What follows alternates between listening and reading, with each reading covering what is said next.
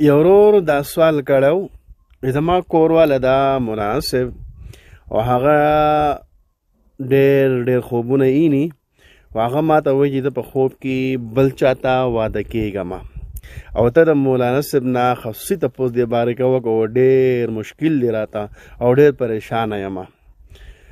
نو ما د دې تپوس وکړو چې آیا تاسو غربت کې وخت تېروئ او که نه مالداري ده یا څه ذریعه معاش نه ګټه مټه هم شته. تپوس په مکمل کوئ ښه. علما کرامو څومره تعبیرونه وباسئ که نه کتاب ګورئ جوره مطالعه کوئ بیا د هغې نه بعد جواب ورکوئ انشاءالله ښه.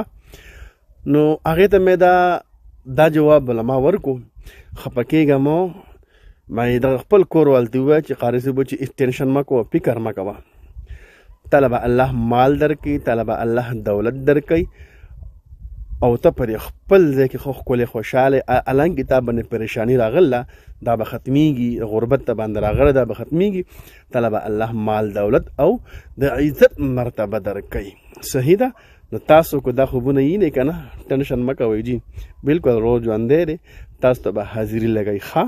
خو بهر کې ډېر میسجونه راشي نو مونږ د هغې باوجود بعضې میسجونه زمونږ نه پاتې شي خفه کېږم چې زه څنګه میسج وګورم انشاءالله العزیز تاسو ته به جواب در کوم بیا ښه.